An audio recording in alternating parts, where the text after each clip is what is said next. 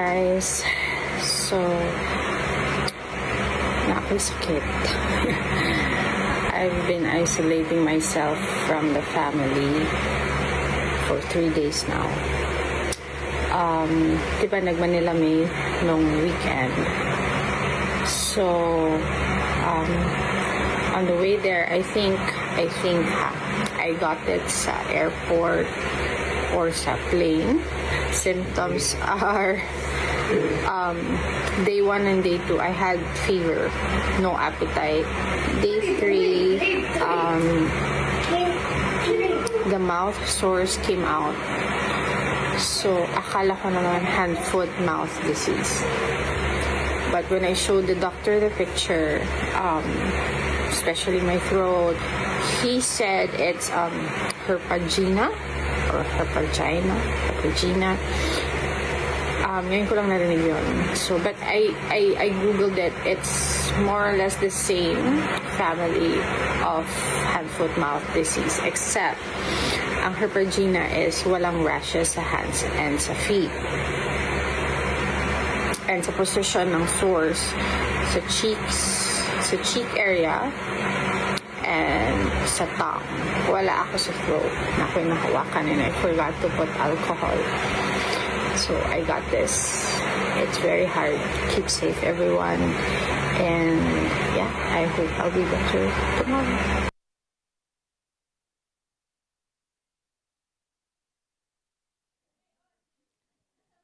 Kita nyo yung mga kada, ayan o, hirap ba kayo kumain or walang gana dahil sa pananakit ng iyong bibig? Nakita nyo naman si Kea Bad, makaseryosong karamdaman, ayan, katulad ng actress na nakita natin ngayon, napanood natin kanina. Kaya naman po, para mas malinaw tayo tungkol sa nangyari sa kanya, ipapaliwanag po sa atin yan ng ating guest. Nagkasama natin ngayon sa General Physician na si Dr. Francesca Ann Medina or Doc Cheska. Welcome to Kada Umaga po. Hello po, good morning po. Thank you so much for having me. Good morning din po. And Yes. thank you for, well, it's your first time with us. Kaya Yes welcome to po. Kada It's my Umaga.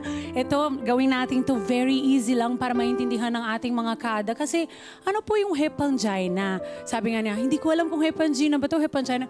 Hepangina talaga, di ba, Doc? Yes po, herpangina. Opo. Ano po yung hepangina at anong kaibahan nito sa hand, foot, and mouth disease? Okay, so ang herpangina kasi is a viral infection and also yung hand-foot-mouth disease, viral infection din siya. Ang major difference lang ng dalawa is yung location. So, pag herpangina, localized lang po siya dun sa loob ng bibig, sa oral cavity. Yun nga po sa throat, Yes. or sa gilid ng cheeks nung kay Miss Abad. Sa mga gums din ba yan? Or usually sa Usually throat sa talaga? throat talaga or sa gilid. And then for hand, foot, mouth disease, kapag meron ng rashes sa skin, like sa hand, Yung usual nakikita sa mga bata? yes po, sa hand, sa labas ng lips, sa foot. So yun na po yung tinatawag na hand, foot, mouth disease.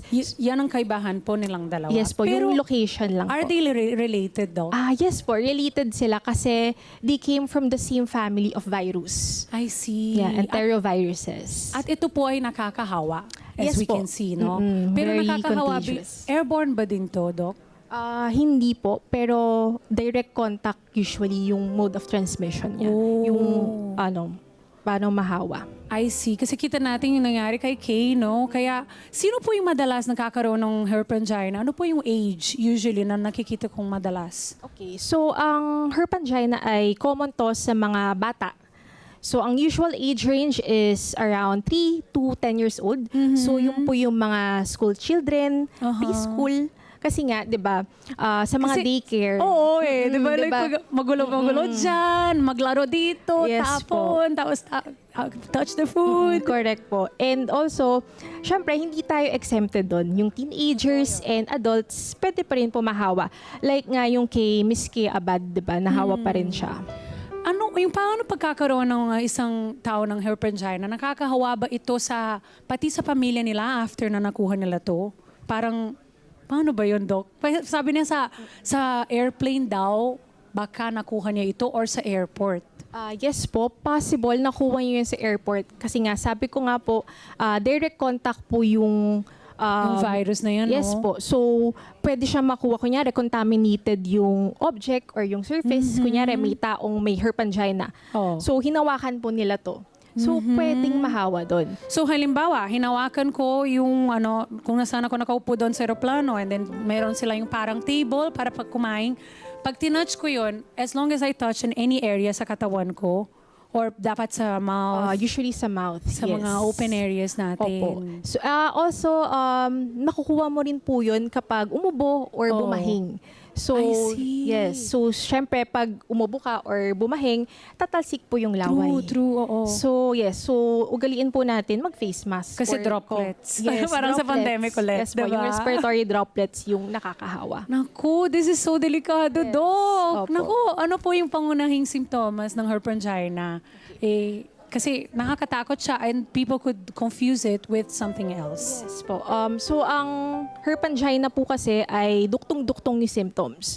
So, una, sore throat, yung isa sa mga symptoms niya. Okay. So, syempre, kapag may sore throat, Aha. kasama din po yung lagnat. Correct. Usually, bigla ang lagnat po yan. Yung hindi malang inubo muna or sinupon. Aha. And also, pag hirap po kumain, Aha. syempre, kasi Kasi diba, syempre may Yes, hurt ka doon opo. sa loob. yes. So, merong mga singaw, mga sores, Oh, mouth yes, ulcers. oo. Yes. So, kung hirap ka kumain, syempre, hindi ka makakalunok. So, kapag hindi enough yung food na tinitake mo, syempre, manghihina ka. Mahihina ka talaga, Yes. totoo. And also, yung mga bata, hindi sila iinom ng tubig. So, madidehydrate. Wow. Yes. So, watch out for talaga yun sa mga bata. So, kapag nanghina ka, syempre, it could lead to headache or migraine. Aha. Yes. So, pero ang best pa rin po, kapag lumalala na or para sigurado tayo, magpa-consult pa rin sa doktor. Oo, agad, Yes. no? Kasi that's not a common thing. Yes po. Especially sa mga kids, children. Kasi, yun nga, hindi nila matotolerate yung mga... Oo, they will just cry. Kasi hindi na Yes. sila katulad natin na pwede tingnan and all, alam natin kung that's nangyayari. true. Paano to, Doc? Kasi nangyari to sa isang adult. Gaano ba ka-common ito sa mga mas malaki na? At meron ba itong vaccine? Wow, vaccine talaga. Kasi di ba, malay natin. Yes. Sa adults, not so much common. Pero, yun nga po, as I've said, hindi po exempted ang mga adults. Common talaga siya sa children kasi syempre, sa mga playgrounds, daycare, Yes. yung toys, diba, share sila. Tapos minsan, ihawakan nila yung Tsaka, mouth. kids like Yeah. to eat their feet. Di ba yung kinakain nilang parang Yeah. cute-cute nila, di ba? Yes. So, yung mga So, ganyan. Very common siya sa kids.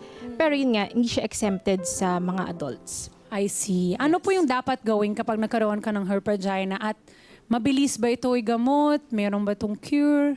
Is it gonna stay in your system and then iti-trigger mo lang? Paano po ba ito, Doc? Yes, ang herp angina kasi ay walang direct na gamot. Yes, as mentioned by Miss K. Abad nga, So diba? true nga. Yes, wala siyang direct na gamot kasi tinatawag po siya na self-limiting disease. So, pag self-limiting disease, iksabihin, kusa siyang gumagaling. Oh. Yes. So, usually around 5 to 7 days, Aha. okay na. Pero, ang ginagawa po natin dito is supportive treatment. I see. Yes. So, Like, yes. For example, supportive treatment kasi means na treating yung symptoms mismo. So, for example, may lagnat.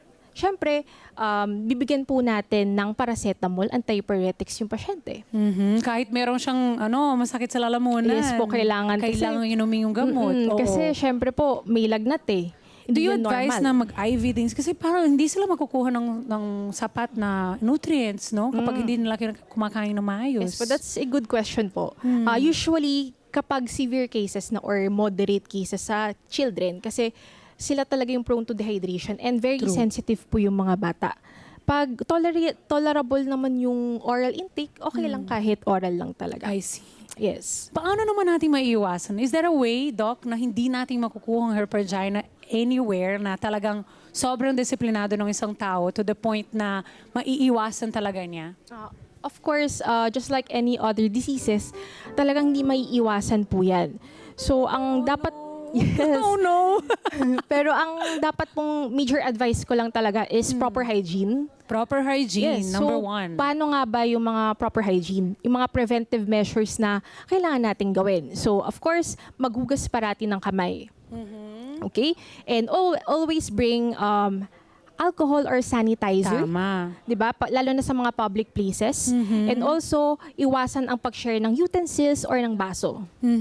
Okay? And magtakip din ng bibig or kapag umuubo or kapag bumabahing. Yes. Always wear face mask. And then, kapag may symptoms ka, iwasan din yung magmingle sa mga larger Oo, crowds. Yan ang number one din, no, Doc? Yes Kasi po. nga, if nobody else was infected on that plane as per Kate, no, na nandun yan, nakuha yan, or kung sino man po na meron yan, na napasa yan sa kanya, if you're aware of it, hindi yan mangyayari. Kasi hindi ka talaga, di ba, mag-iingat ka. Yes po. Oo, Yes. kaya dapat talaga mag-consult kayo sa mga eksperto. Pero Doc, may cure ba pa ba ito?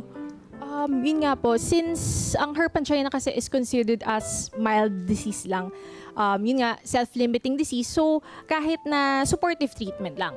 But of course, always consult your doctor para kasi may mga differential diagnosis dyan. Yes. For example, may sore throat ka, pero Oo. baka may iba ka ding symptoms. So, Correct. always ask the experts. Ay, ang last question ko lang, Doc. Kasi di ba yung like, is this connected to herpes?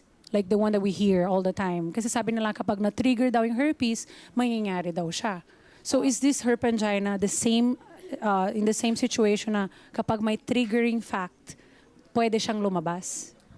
Hindi po siya similar kasi yung herpes is came from a different virus. A different virus? Yes, pero yung mode of transmission niya, pwedeng direct contact din po. And also respiratory droplets. I see. So Yes. mag-ingat Depende talaga sa tayo. types po, yes. Thank you, Doc. At Yes. talaga mag-consult tayo sa eksperto kasi nga para sure mga kada. Kaya Doc Francesca, para sa mga kada natin na may concerns pa po tungkol dito sa mga diniscuss natin, saan kanila pwede i-contact po? Yes po. So you can follow me on my social media accounts at Ate Doc Cheska GP. And then kung gusto niyo rin po ako makita in person or magpa-consult in person, you can visit our clinic at Huson Polyclinic, Mother Ignacia, Quezon City. Malapit lang. Yes. Ayun, no? Take a screenshot ng mga kada sa mga sinabi ni Doc at i-rewatch niyo ito kung kayo po ay may mga loved ones na nakaranas po nito or kayo din po or meron po kayong concern dito at kontakin niyo si Doc Cheska. Thank you so much for your Thank time, you din Doc. po for having me here. Ayan mga kada, huwag baliwalayin po yung mga nararamdaman natin na hindi maganda lalo sa ating katawan na kumonsulta po tayo agad sa eksperto para hindi lumala po ang iyong kalagayan. Let's get together.